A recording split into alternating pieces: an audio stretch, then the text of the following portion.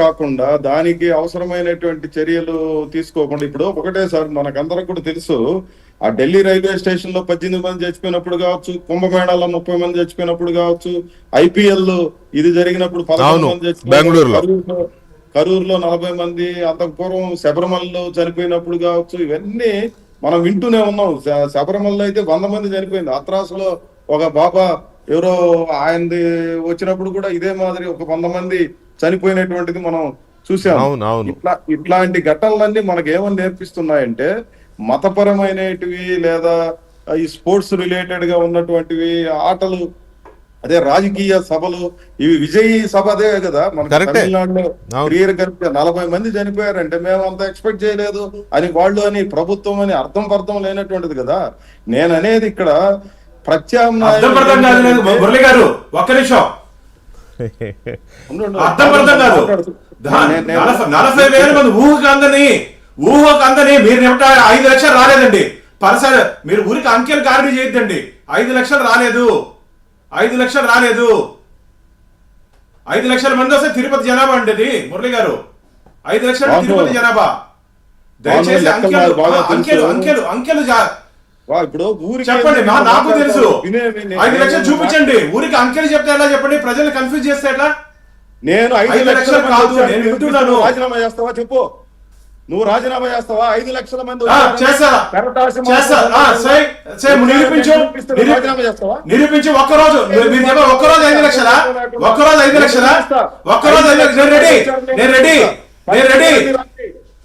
నేను రెడీ. పత్రికలు రాసేది కాదండి, హెడ్ కౌంట్ కావాలి. పత్రికలు రాస్తారు. 5 లక్షల మంది తిరుపతి హ్యాండిల్ చేసే ప్రసక్తే లేదు. 5 లక్షల మందిని ఏ విధంగా హ్యాండిల్ చేస్తుందండి? మీరు కూడా మాట్లాడతారు మురళి గారు. 5 లక్షల మంది ఎలా? నేను రెడీ, రాజీనామా చేస్తాను. మీరు రాజీనామా చేస్తారా?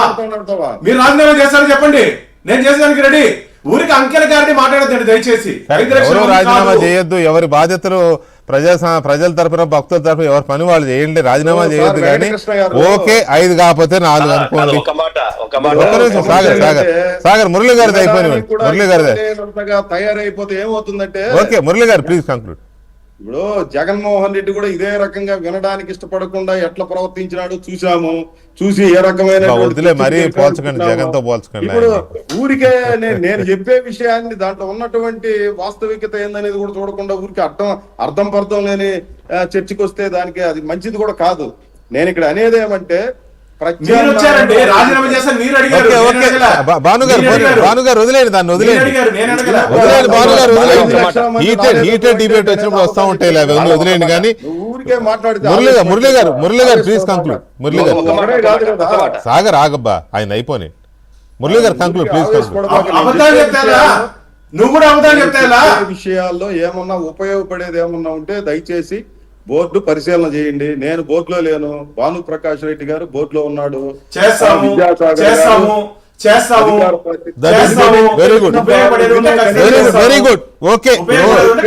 మురళి గారు కాదు, భాను గారు ఒక్క మాట దయచేసి. మురళి గారు చెప్పిన దాంట్లో పనికొచ్చేది ఏమన్నా ఉంటే పరిశీలించండి. నేను చెప్పిన దాంట్లో ఏమైనా పనికొచ్చేది ఉంటే పరిశీలించండి. సాగర్ చెప్పే దాంట్లో ఏమైనా ఉంటే పరిశీలించండి. మీకు వచ్చే ఆలోచనలో ఏమైనా ఉంటే ఇంకా బాగా చేయండి. కాదని ఎవరంటారు? నేను చెప్పాను ఇప్పుడు కింద 300-400 ఎకరాల్లో పర్మనెంట్ సతాలు కట్టేస్తే పని అయిపోద్ది కదా అని చూడండి, పరిశీలించండి. అదే